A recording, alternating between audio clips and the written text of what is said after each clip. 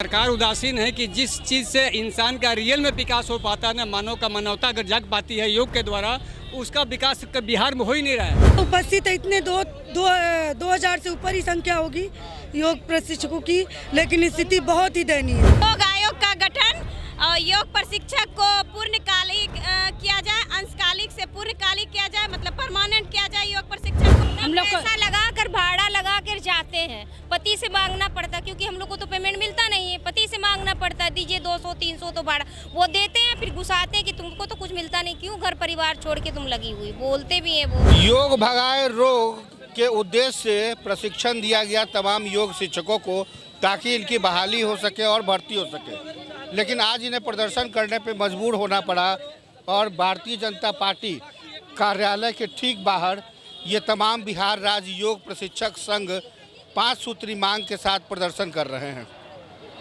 Banner पे साफ लिखा है, योग आयोग का गठन किया जाए, योग प्रशिक्षकों का स्थायीकरण किया जाए, स्वास्थ्य विभाग में योग प्रशिक्षण को पार्ट टाइम की जगह फुल टाइम दिया जाए और आयुष विभाग में योग प्रशिक्षकों की रिक्तियों को भरा जाए।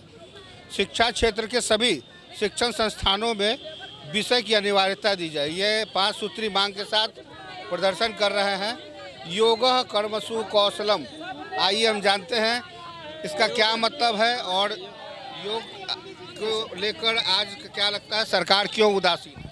सरकार उदासीन है कि जिस चीज़ से इंसान का रियल में विकास हो पाता है ना, मानव का मानवता अगर जग पाती है योग के द्वारा, उसका विकास बिहार में हो ही नहीं रहा है। बिहार के अलावा अब किसी स्टेट में देख लीजिए, हरियाणा या राजस्थान में उधर अस्थायी कर दिया गया, हर एक जगह पे योग शिक्षक की नियुक्ति हुई है। लेकिन दुर्भाग्यवश कि कोरोना के समय से उसके पहले से यहाँ के योग शिक्षक लगे हुए हैं दिन रात कि हम कैसे स्वास्थ्य लाभ दे पाएँ। उसके बावजूद भी यहाँ पे अभी तक कोई कार्रवाई नहीं हुआ, सिर्फ आश्वासन मिलता है।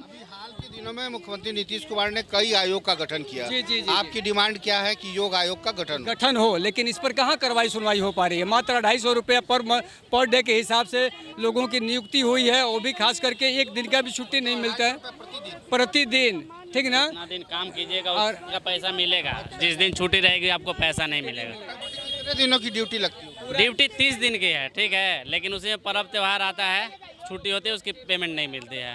आप लोग घड़ी पर योग करते हैं? हाँ, घर ही पर रह जाते हैं।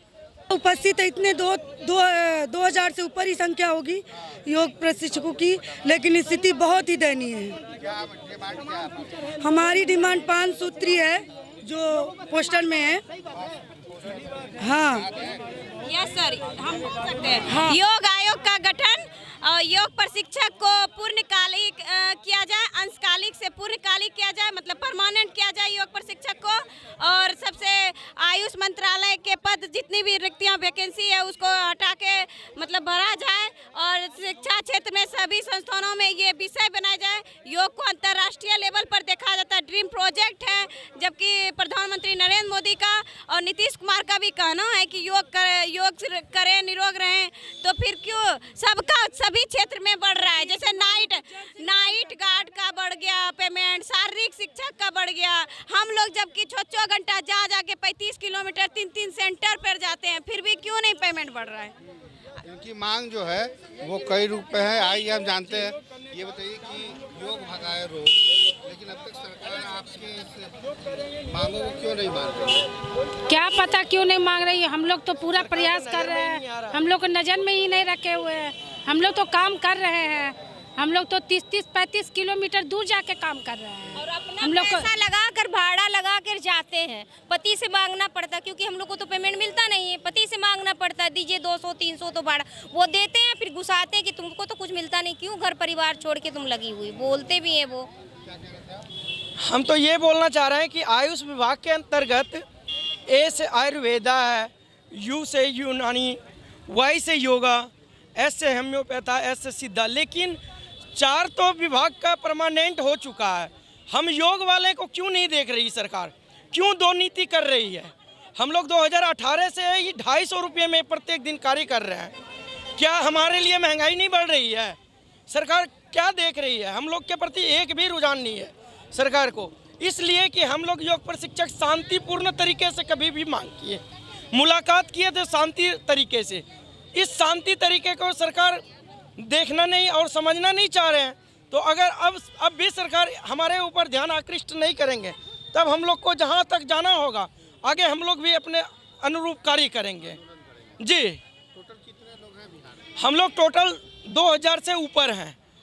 जी और सभी लोग HWC पे कार्यरत हैं और हम लोग समाज में जा के प्रत्येक व्यक्ति को योग कराते हुए स्वस्थ जीवन व्यतीत करा रहे हैं, जिससे कि शारीरिक और मानसिक रूप से स्वस्थ हो रहा है।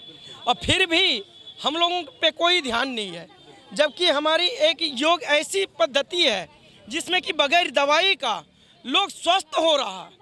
हमारे सरकार माननीय प्रधानमंत्री जी योग के बल पे आज अंतर्राष्ट्रीय योग दिवस मना रहे हैं, विश्व गुरु की ओर तत्पर हो रहे हैं, लेकिन फिर भी हम योगियों की स्थिति रोड पे है।